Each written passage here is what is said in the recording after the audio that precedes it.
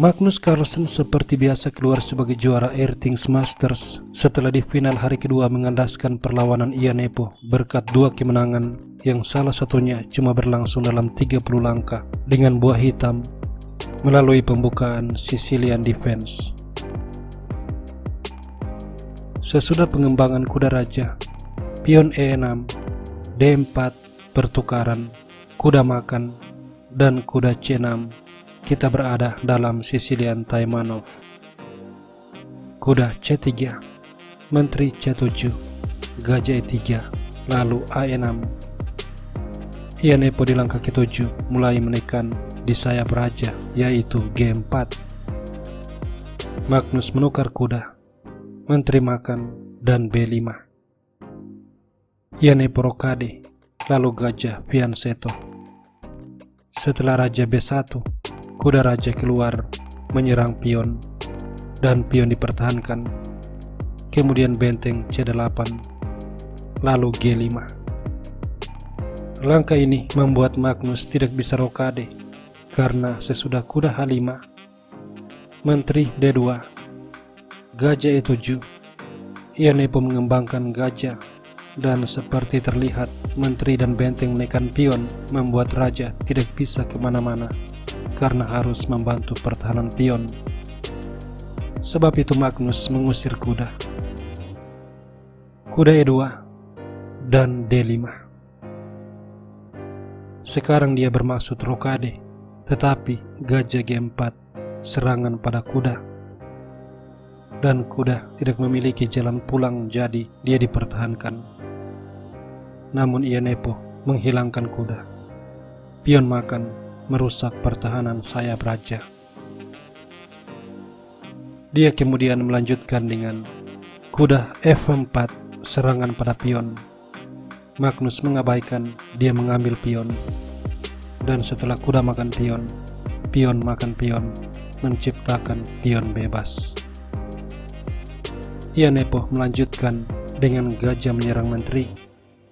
Menteri diadu dan menteri E3, lalu gajah ke petak D5. Di langkah 22, kesalahan fatal diperbuat Ian Nepo, yakni kuda skak. Langkah ini salah karena membuat perwira semakin berkurang setelah pertukaran. Pion makan, dan di saat yang sama juga membantu Magnus mengaktifkan benteng.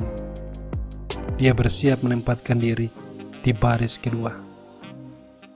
Di langkah 24, Ian Nepo blunder, yaitu benteng E1. Dia memusatkan kekuatan pasukannya di tengah. Tetapi hal ini justru mengizinkan benteng di baris kedua. Ian Nepo mengulang blunder di langkah 25, yaitu menteri A7.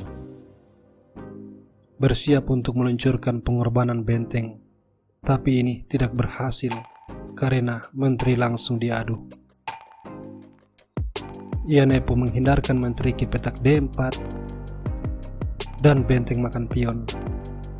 Di langkah 27, Ian Nepo kembali blunder, yaitu gajah C1. Mengizinkan Magnus melepas pertukaran pengorbanan benteng makan gajah. Raja makan benteng, kemudian menteri skak, raja B1, dan menteri A4, ancaman serangan skakmat.